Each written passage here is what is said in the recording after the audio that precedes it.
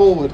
But probably the question I'm asked more than anything, I would say, over the last few weeks is, if you'd have known it was going to take you 12 years, would you actually still have done it? And somebody asked me that question only last week, actually, and I said, well, the project's probably taken about 10 years more than I would have liked. But the simple answer is, would I have done it? Yes, I would. I think Dreamland means so much to so many people. I've been involved in seaside regeneration projects all around the UK, and in my day job as a planning consultant for visitor attractions, and I've worked on lots of new projects for new developments of visitor attractions, but I've not seen anything like what has happened here in Margate at Dreamland. The way a community has been inspired by a project and has risen up and decided that we're going to make this site that's so important to Margate, to its economy and its heritage, we're going to bring this site back, and that's exactly what has happened.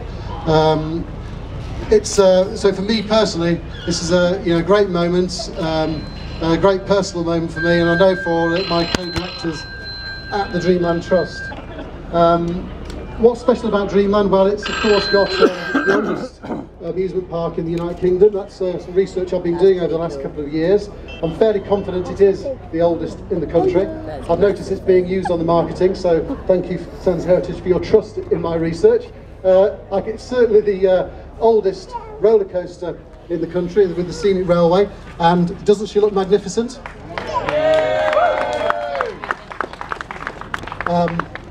But I think Dreamland is more than just the heritage and just the nuts and bolts of the Scenic Railway.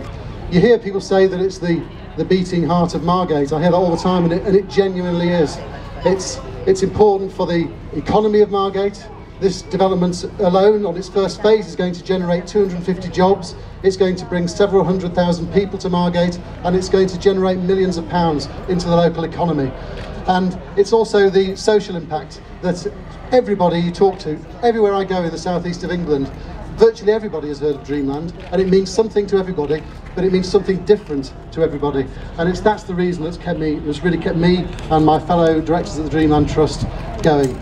I just want to say thank you to a few people and organisations.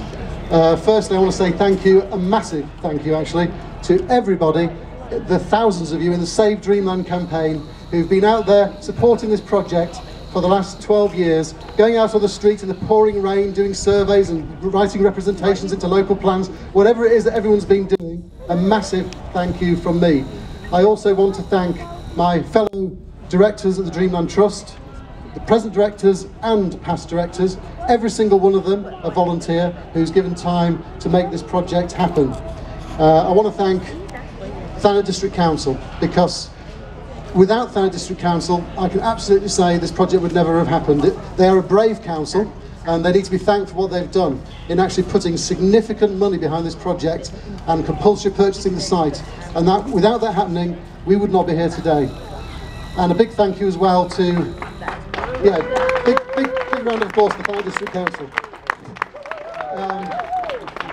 I also want to do a massive thank you to the Heritage Lottery Fund. I remember going to a meeting in 2008 with Heritage Lottery and saying to them, would you like to get involved in the Dreamland project? And they did, and they were the first people to give us money, and that funding unlocked everything else that's happened. So I can absolutely say without the Heritage Lottery Fund, this project wouldn't have happened either. So a big thank you to the Heritage Lottery Fund for funding this project. I'd also like to thank the Department for Culture, Media and Sport for their contribution of almost £4 million right at the start. It's all these people, all these organisations, we simply wouldn't be here were it not for them. So really it's just left for me to say something I've actually been wanting to say for a long time, which is welcome back to Dreamland. Have fun. Thank you. I'm now going to hand you over to the leader of Thanet District Council. You've heard reference there, I think, from both the speakers to this being a project that's the beating heart of Margate. Beating hearts like this start with a bit of imagination, and the man who had that imagination first was the one you've just actually heard speak, Nick Laister. Big thank you and cheer for him. He's been there to remind us all what this is about. He's been there to remind us all what we needed to do. we've all shared 12 years of highs and lows and optimism and despair. We get to this moment now when I suspect you think you've waited long enough. Yeah?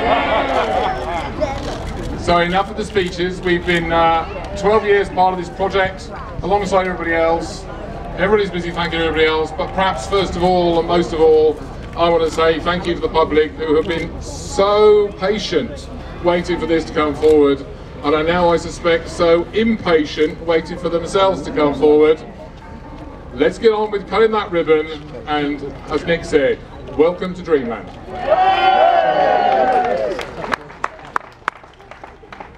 Thank you very much, Chris. Okay, we're going to now move to the main event of cutting the ribbon. I'm just going to tell you a little bit about what's going to happen after that. We are going to have some very special people who are going to cut the ribbon. Can I ask them to come forward now? Is that okay? Come on through.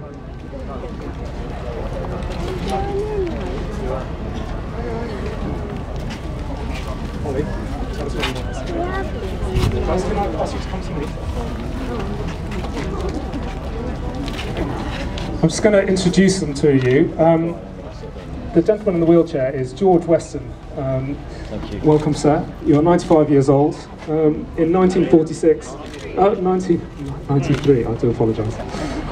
In 1946, George was the brakeman on the Scenic Railway. And it's great to have you back, George. I can't duck down. We are also joined by Heather Brennan. Welcome, Heather. Heather is the great-granddaughter, I believe, great-great-granddaughter of John Henry Isles, who was the founder of Dreamland in 1920. Can we have a big cheer for her, please? And Heather's joined by her family. And we also have David Sanger. Hello, David. David is the last remaining horse-drawn travelling circusman in Britain. Is that correct? Fantastic. And David Sanger is the direct descendant of Lord George Sanger, who is one of the founders of Dreamland as well. And he is joined here by Kaz Bartlett, who is the great-great-great-nephew of, granddaughter. Father MC, sorry about that. Okay, so we are ready for the ribbon cutting. Could I ask you to gather around the ribbon? And Laura, we have some... yeah, okay. And Laura, we have the scissors, is this correct? Okay, we're going to have a bit of a countdown. Thank you. That's great. And then, guys, just come forwards on this side. Come forwards up there. Perfect. Okay, guys, squeeze in on the end for me. Photographers? You in? No, I'm not. Just photographers. We're going to be about 2 minutes of audio before this goes. Please get started. Okay. Folks, we've got about 2 minutes of audio before this goes. Okay, so just so you don't need to pose just yet. All right. Okay, so before we cut the ribbon, we've got some audio that's going to start now. When it ends, we will cut the ribbon. Could I ask that we allow the people who are being photographed to move out the way before everybody moves through? Photographers and press, thank you. Please could I ask that you make your way around to the gallopers, because we have some other photo opportunities there. Members of the public, Dreamland will be open. So, when the audio finishes, we will cut the ribbon. Thank you.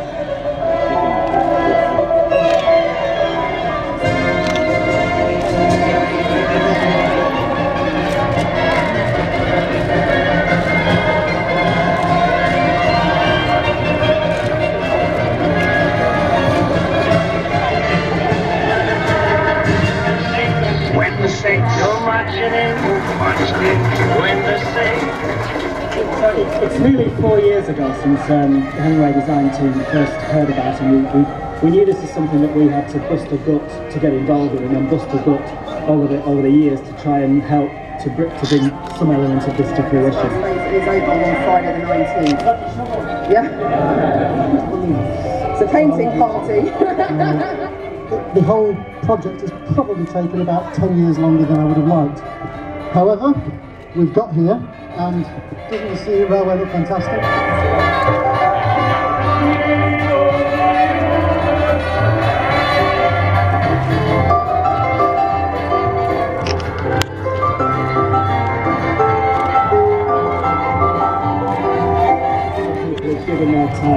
bravery of people who put their head above the parapet and continue to put their head above the parapet. Bravery from the This isn't, doors open and that's it. It's going to continue, we're going to continue to develop it, grow it,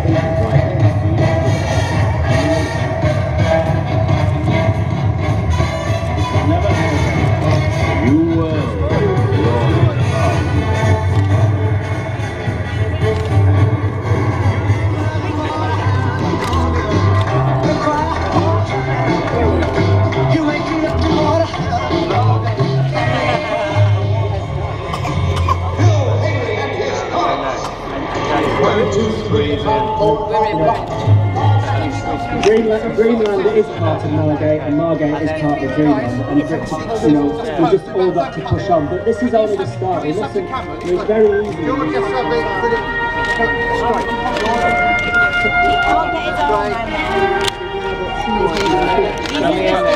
83% of those people are from Thanet. They are local people that have got jobs off the back of Dreamland opening. That's 250 jobs. That's massive.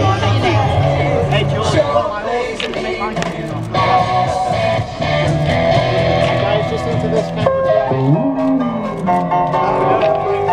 Guys, come just here. Guys, just wait.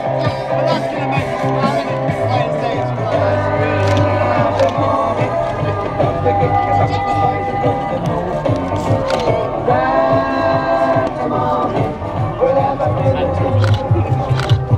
And madam there, just turn into your other shoulder so your left hand's on the scissors. That's it. And then squeeze in on the end. That's great. That's good. Okay, everyone into this camera down here for me.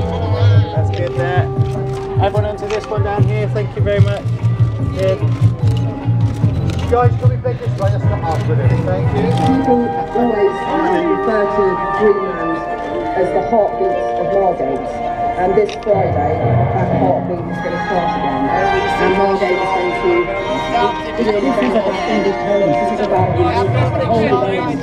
And we've got to tell our friends, we've got to keep coming back. So just thank you for giving me the chance to be part of this going to be going on to Dreamland finally. thank you so much. We look forward to showing you what we've done. Okay. Is that my phone? And just looking this way, everyone please. Countdown, please. Okay, guys, just tilt the scissors and it up. 8, 7, 6, 5, 4, 3, 2, 1.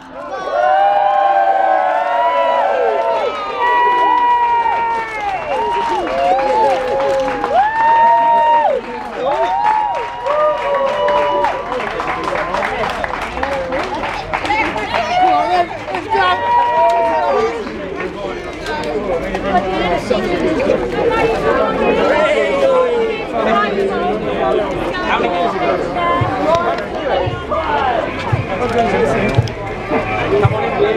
Have a look around Dreamland. Ladies and gentlemen, we're going this way.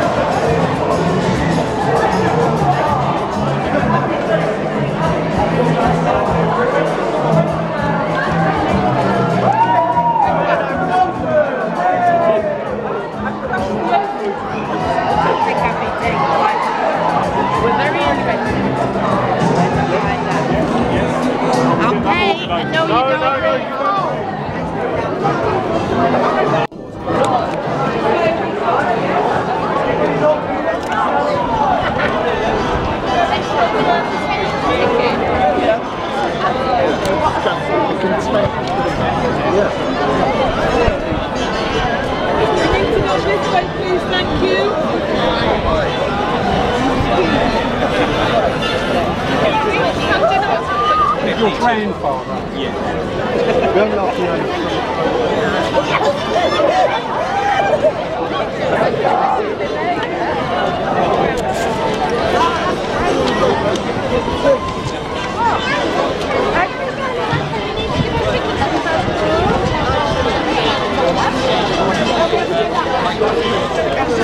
In here we've got our shop first, please. Go that way first, Kramer.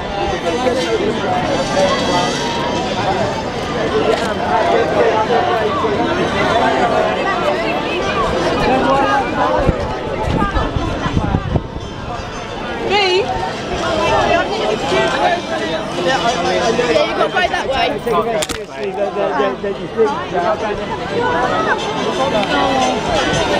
way.